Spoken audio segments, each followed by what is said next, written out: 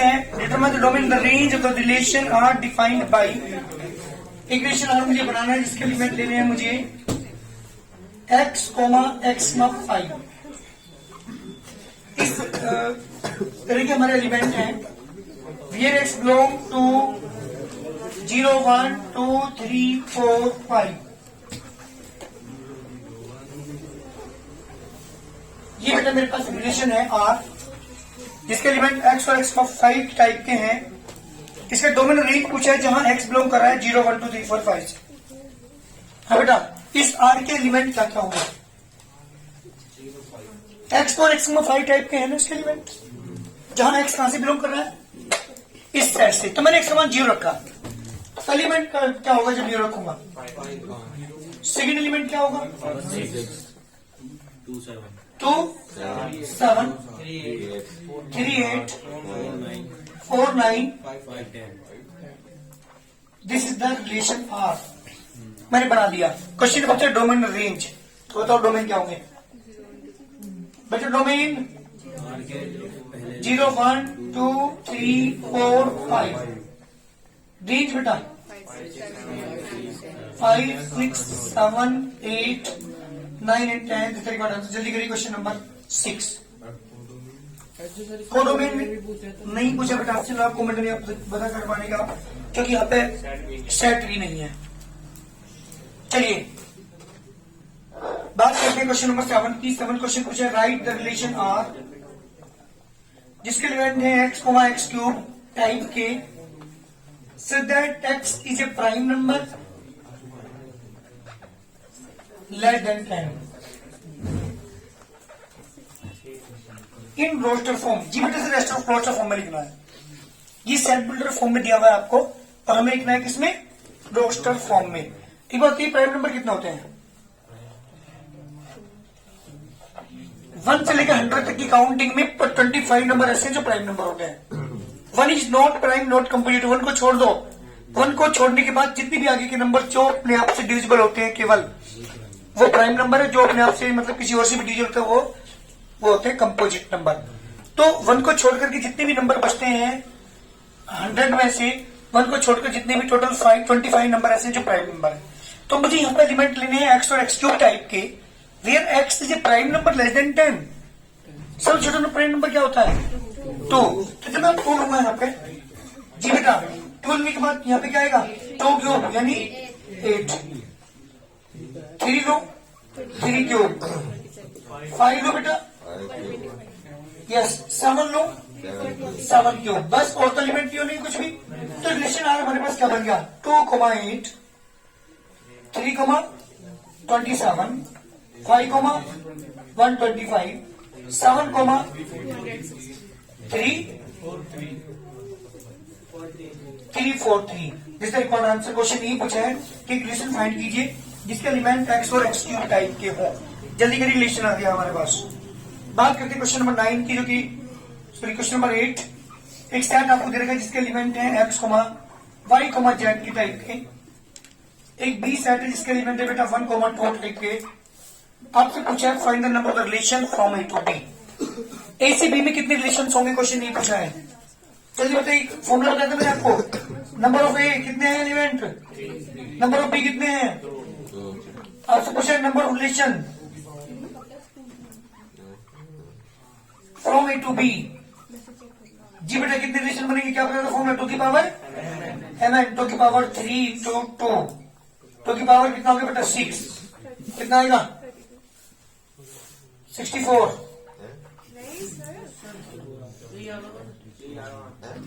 Record answer 32 बेटा। तो कितने होंगे नंबर ऑफ रिलेशन? कितने होंगे हमारे पास? 2 की पावर 6 यानी 64 रिलेशन यहाँ पे होंगे। एक क्वेश्चन और बचा है एक्सरसाइज के अंदर, क्वेश्चन नंबर 9 क्वेश्चन है regard the relation on Z defined by R is equal to। ध्यान दीजिएगा इस क्वेश्चन पर, जिसका एलिमेंट है a, b टाइप के, जहां a और b दोनों ही इंटीजर्स हैं। a minus b N integer और a minus b is an integer. Question आपसे पूछा है मतलब डोमेन द रेंज। कोई बताएगा डोमेन रेंज क्या होंगे इसकी? हाँ जी यार, डोमेन क्या होगी, रेंज क्या होगी? सर ही होगा सर।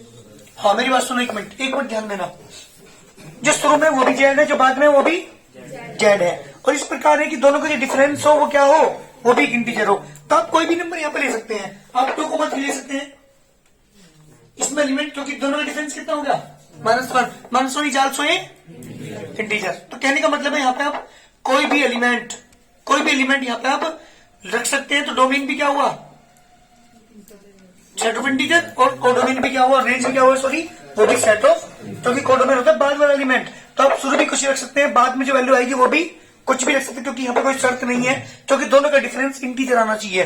तो यहाँ पे ऐसा कोई भी ऐसी चीज नहीं है जो मैं पुट ना कर सकता हूं। तो इसका मतलब क्या हुआ, क्या लिखूंगे यहाँ पे, डोमेन तो जल्दी, domain is equal to set of integer, और रेंज, सॉरी रेंज क्या होगी हमारे पास, और क्या होगी, set of integers, set of integer. ये मेरे क्वेश्चन का आंसर है। कई क्वेश्चन एक पूछा है कि इसका डेमोन रेंज फाइंड कीजिए। आप देख रहे होंगे शुरू में जो वैल्यू रखोगे वो भी इंटीजर होगी, बाद में रखोगे वो भी इंटीजर होगी। क्यों?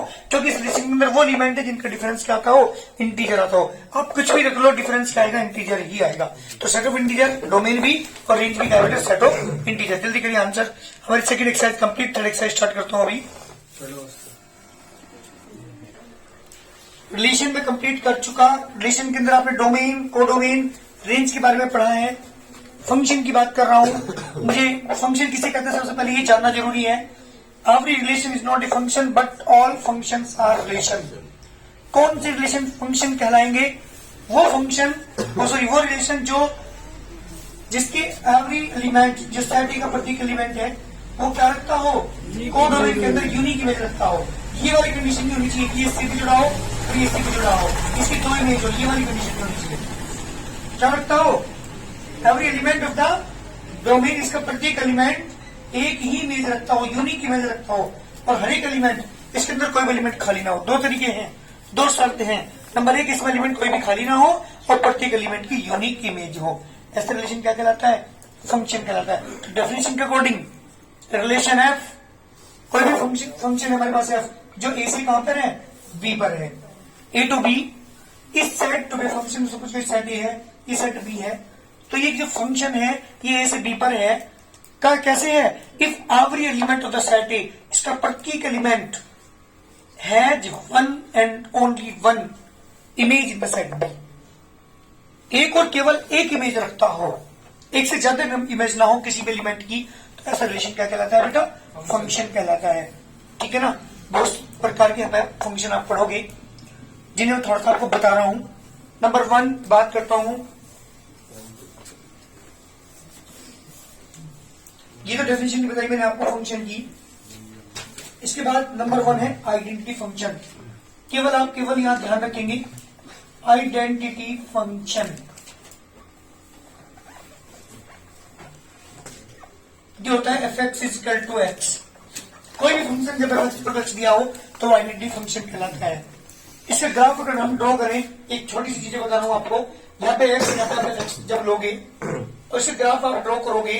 सपोज कीजिए मैंने x की जगह 1 लिया यहाँ पे, तो f1 की वैल्यू भी 1 आएगी, 2 लिया तो कितनी आएगी, 2 आएगी, 3 लिया तो 3 आएगी। और जैसे हम लीनियर चैप्टर क्लास 10th में जो हम ग्राफ ड्रॉ करते थे, ऐसे अगर हम ग्राफ ड्रॉ करें तो 1 1 ये होगा, 2 2 ये पॉइंट हुआ, 3 3 ये पॉइंट हुआ, हम ग्राफ ड्रॉ करेंगे, that is the graph of the identity function.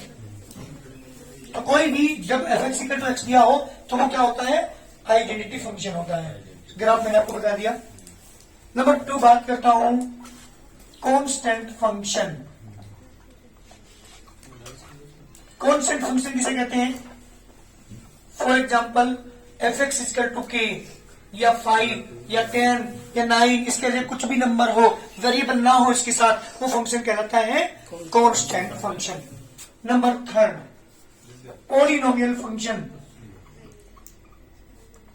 Polynomial जी बेटा, polynomial function for example fx equal to x cube plus x square minus के 6x प्लस 8, कोई भी इस तरह का फंक्शन पॉलिनोमियल आपने पढ़ाया क्लास 9th में, जो कि पॉलिनोमियल की फॉर्म में हो function, that is called polynomial function. किसे कहते हैं पॉलिनोमियल, को बताएगा? ऐसा एक्सप्रेशन जिसकी वेरिएबल की जो पावर है वो नॉन नेगेटिव और नॉट फ्रैक्शनल हो।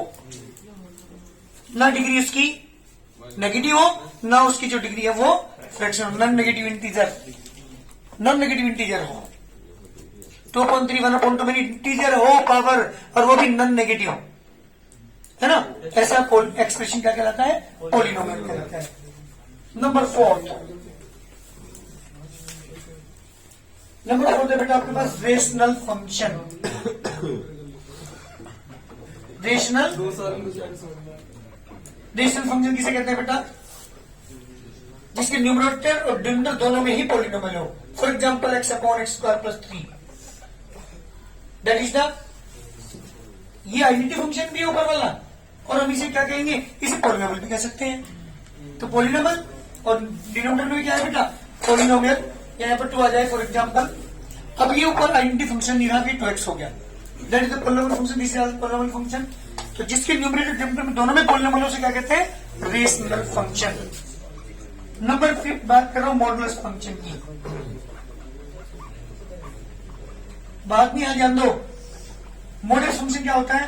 f(x) = modulus x। Number 6 signum function.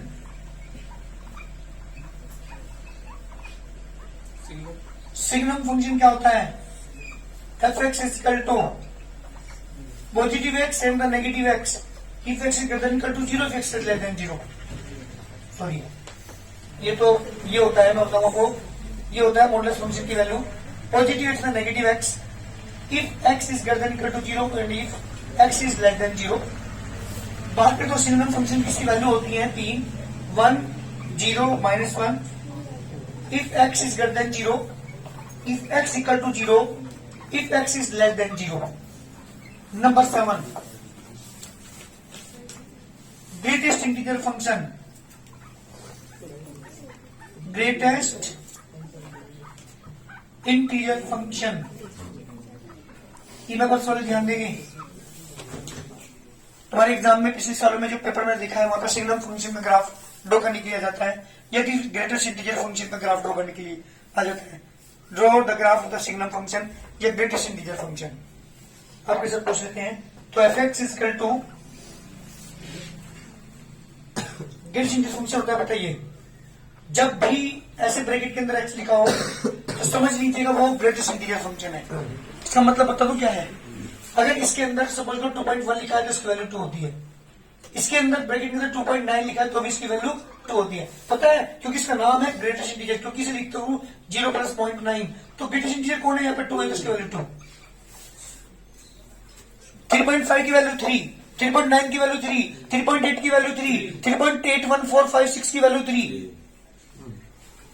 तो ग्रेटेस्ट इंटीजर फंक्शन का नाम है। तो इसके अंदर जो भी संख्या यहाँ पर लिखी होगी, अगर वो डेसिमल की फॉर्म में है तो डेसिमल से पहले जो नंबर होगा वो इंटीजर वहां पे होगा। क्योंकि तो जैसे 8.9 लिखा हुआ है तो 8.8 + 0.9, तो 0.9 इंटीजर थोड़ी है, तो कौन है वहां पे इंटीजर? 8, तो उसकी वैल्यू 8 होती है। ये होता है ग्रेटेस्ट इंटीजर फंक्शन। चलिए बात करता हूं नंबर 8। तुम्हारे यहाँ पे 11th क्लास में तो यही है, लेकिन मैं और भी आपको बता रहा हूं। एक होता है एक्सपोनेंशियल फंक्शन। एक्सपोनेंशियल फंक्शन किसी को पता है क्या होता है? e⁻x। f(x) = e⁻x की जो फॉर्म की फंक्शन होता है उसे कहते हैं exponential function. Number 9 logarithm function.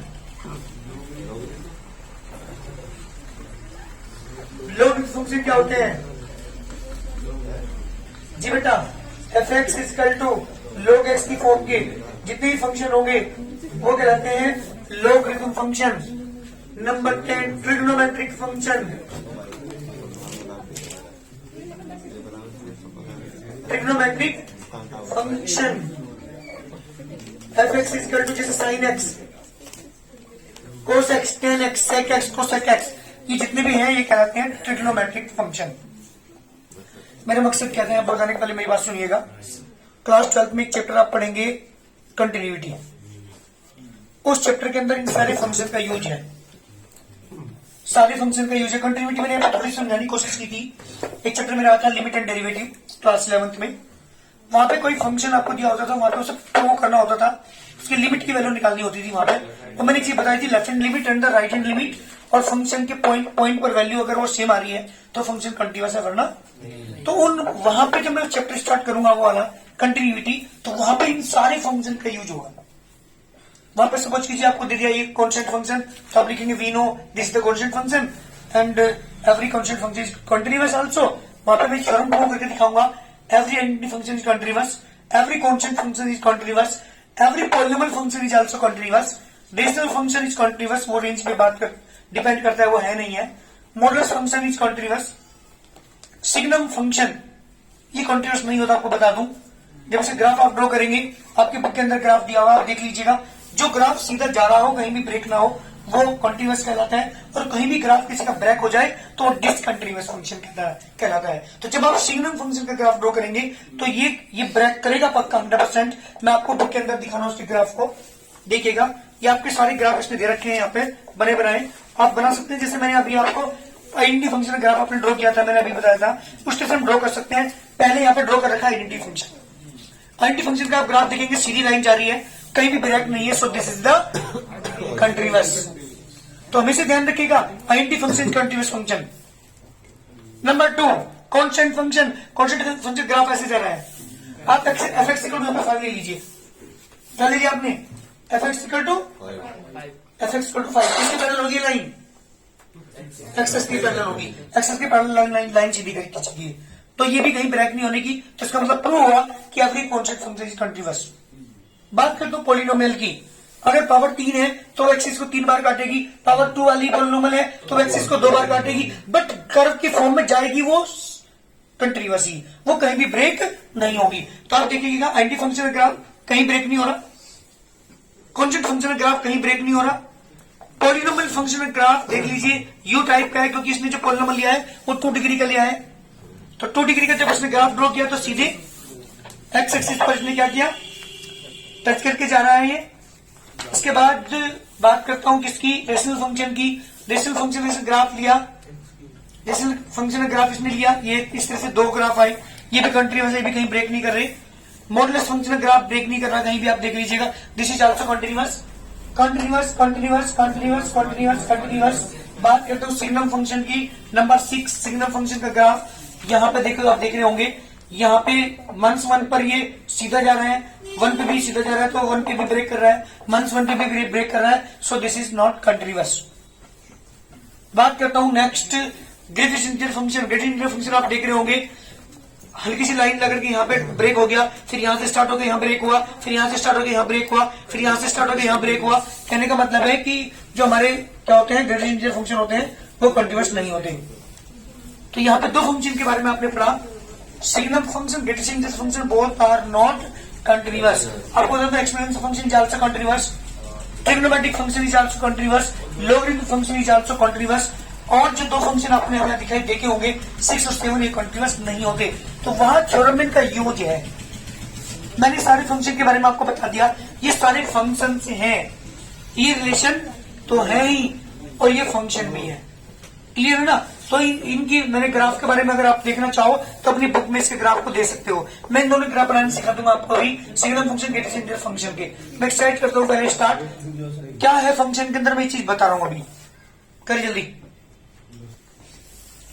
Which of the following relations are function, इनमें कौन से रिलेशन फंक्शंस हैं, गिव रीजन, रीजन दीजिए। If it is a function determine the domain in the range, इनमें कौन कौन से फंक्शन है, और अगर फंक्शन है वो तो रीजन दो, और अगर फंक्शन है तो उनका डोमेन और रेंज फाइंड कीजिए। बताइए फंक्शन है नहीं है, क्यों?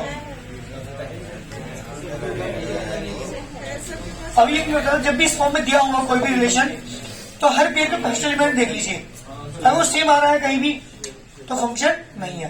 देखिए first element of each pair are different, first element of each pair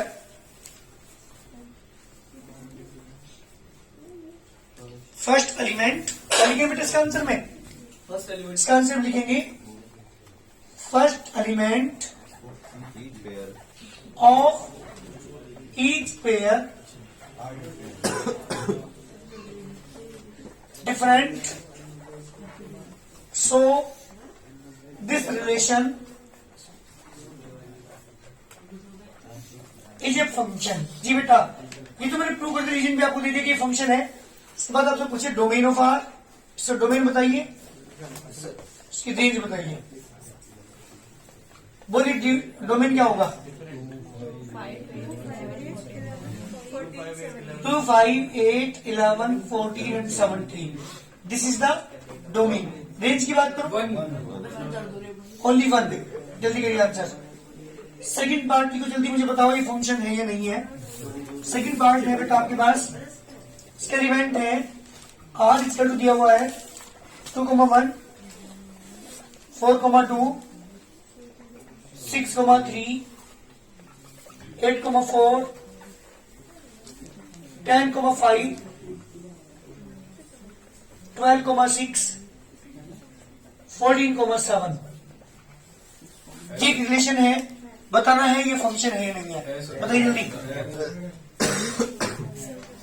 प्रत्येक एलिमेंट अलग अलग है ना। फर्स्ट एलिमेंट लिखिए इसका आंसर मेरी। First element of each pair is different, so this relation is a function। अच्छा थोड़ी सी मैं बात करता हूँ, ऊपर वाले फंक्शन की बात अगर मैं करूं, ऊपर वाला फंक्शन 1 है, मेनी 1 है। बहुत सारी इमेज 1 पे जा रही है, मेनी 1 फंक्शन हुआ। यहाँ देखना, ये 1 है। हर एलिमेंट की इमेज कहां पर जा रही है? एक ही है, तो दिस इज द 1 फंक्शन। जिस रिलेशन के फंक्शन ये पूछा था केवल इसमें। डोमेन बताओ जल्दी इसका। Domain 2, 4, 6, 8, 10, 12 and 14। रेंज की बात करूं, रेंज क्या बेटा इसकी?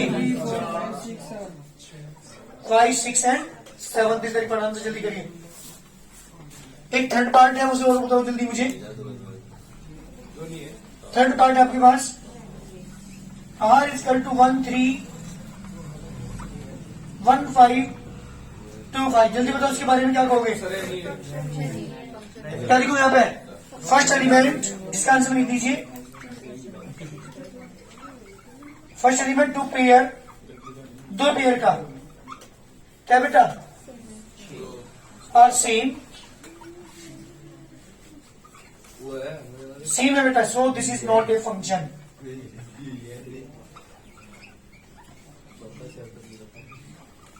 ये फंक्शन नहीं है, क्योंकि आप देख रहे होंगे इसके 2 पेयर का क्या है, जो फर्स्ट एलिमेंट 2 पेयर का वो क्या है बेटा? सेम है, इसलिए फंक्शन नहीं है। जल्दी करिए।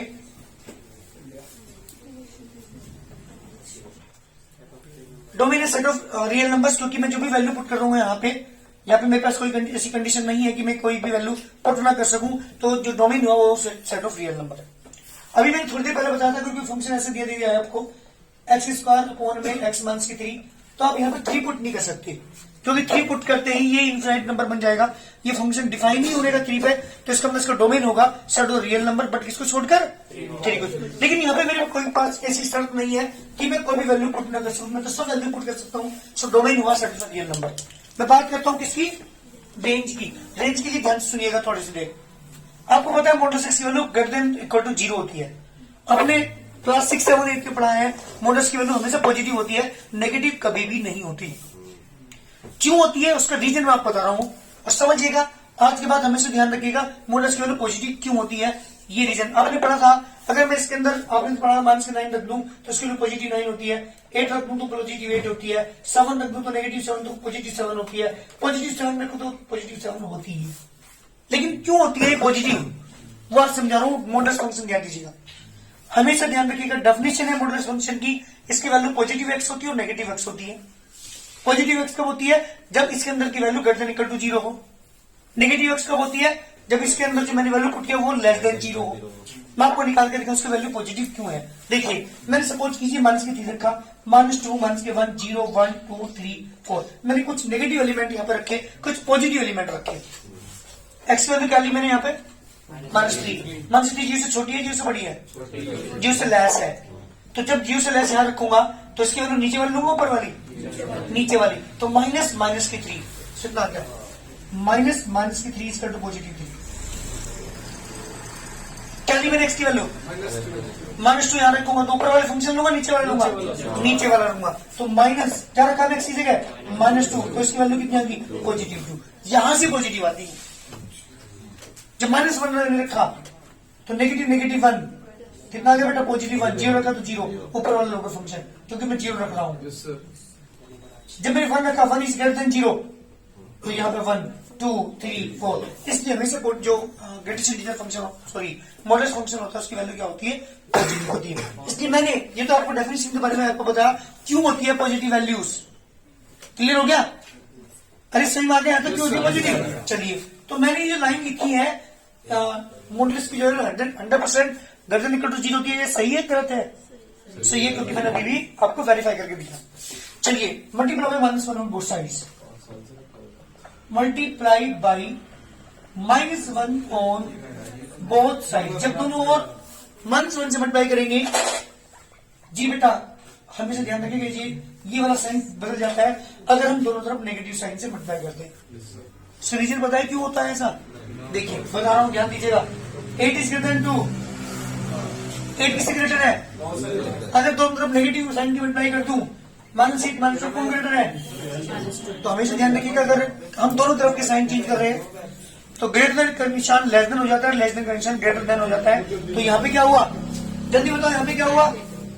लेस देन इक्वल टू, यानी -x की जो वैल्यू हुई वो लेस देन इक्वल टू 0। इसका मतलब, और ये है f(x) है या नहीं है? देख लो जल्दी। तो रेंज क्या आ गई? f(x) वैल्यू क्या होगी? ये उससे लेस या इक्वल। इसका मतलब जो रेंज हुई वो हमारी क्या हुई? रेंज ही हुई -∞ से 0। क्लोज ब्रैकेट लगाओगे यहाँ पे, ध्यान रखिएगा, हमेशा यहाँ तो ऊपर ही लगता है। इनफाइनाइट की साइड हमेशा ओपन ब्रैकेट लगता है, लेकिन यहाँ पे इक्वल का निशान लगा हुआ है, इसलिए यहाँ पे क्लोज ब्रैकेट आएगा। अगर यहाँ इक्वल का निशान ना होता तो यहाँ भी ओपन ब्रैकेट आएगा। तो मेरा आंसर क्या हुआ? डोमेन क्या हुआ? Set of the real number, but range क्या हुई? नेगेटिव रियल नंबर, यानी नेगेटिव से लेकर के कहां तक? नेगेटिव इनफाइनाइट से लेकर 0 तक, दैट इज द रेंज। यही चीज समझने की है। इसमें सबसे ज्यादा कंफ्यूजन वाली जो स्थिति है वो यहाँ पे किसकी है? डोमेन और रेंज फाइंड करने की। बहुत जल्दी करिए।